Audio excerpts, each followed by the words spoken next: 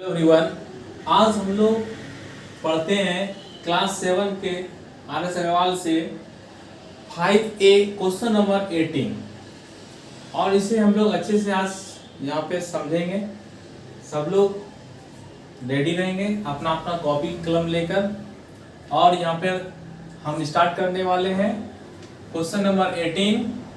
और सबसे पहले क्वेश्चन नंबर 18 को हम समझते हैं। इसमें क्वेश्चन दिया हुआ है 2 पे पावर n-7 मल्टीपल 5 पे पावर n-4 इक्वल टू 1250। इसमें हमको कह रहा है कि फाइंड वैल्यू ऑफ n का वैल्यू निकालना है। तो n का वैल्यू निकालना है तो हम लोग सबसे पहले इसको क्या करते हैं, तोड़ लेते हैं। 2n-7 को तोड़ लेते हैं। तो 2n-7 को हम इस फॉर्म में तोड़ सकते हैं। तो यहाँ पे माइनस है तो मल्टीपल नहीं होगा, यहाँ पे डिवाइड होगा। डिवाइड यानी कि ये फॉर्म, इस फॉर्म में देखिए हम लोग क्या जानते हैं कि जब कोई भी बेस सेम हो और उसके ऊपर जो भी पावर होता है वो क्या हो जाता है, माइनस के फॉर्म में आ जाता है। n-7 वो माइनस उसकी जो पावर होती है वो माइनस हो जाती है। तो यही फॉर्म हमारे क्वेश्चन में दिया हुआ है और उसी फॉर्म को हम इस फॉर्म में कन्वर्ट किए, इसको तोड़कर इस फॉर्म में लाए। फिर उसी प्रकार इधर भी हम लोग वही चीज को यहाँ पर भी अपनाएंगे।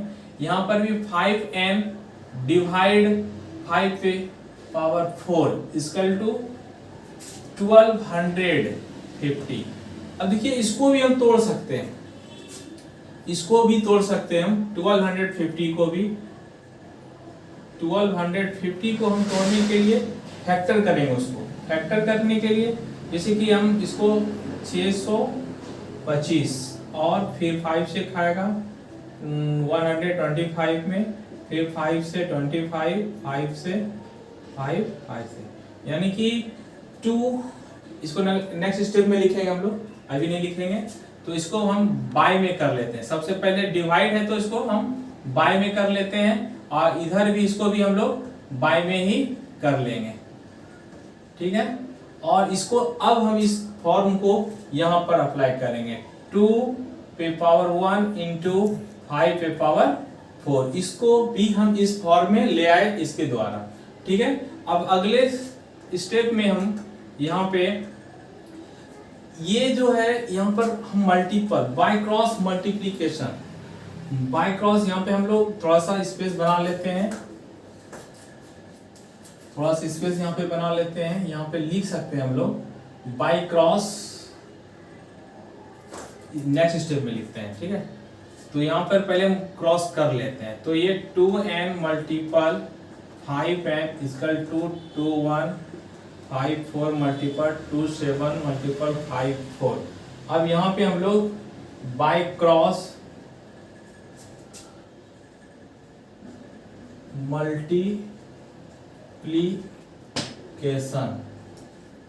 मल्टीप्लिकेशन करेंगे, कर दिए। इसलिए इस मल्टीप्लिकेशन करने के बाद, मल्टीप्लिकेशन में होता क्या है कि इस कोने से इधर और इस कोने से इधर को हम लोग मल्टीप्लाई कर देते हैं।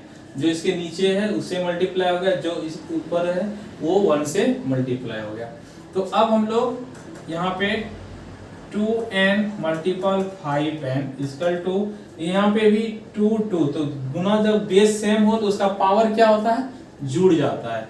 तो यहाँ पे 2 पे पावर क्या कर सकते हैं, 1 + 7 इंटू 5 पे भी पावर क्या हो जाएगा, +4। 5 पे भी पावर 4 + 4, 5 में भी क्या होगा, ये दोनों का भी बेस सेम है तो इसलिए इसका भी पावर 4 + 4 हो गया। अब अगले स्टेप में हम लोग इसको करेंगे 2 इंटू 5 पे पावर n, और इसको भी हम लोग कर सकते हैं 2 8 मल्टीपल 5 पे यहाँ पर भी 8।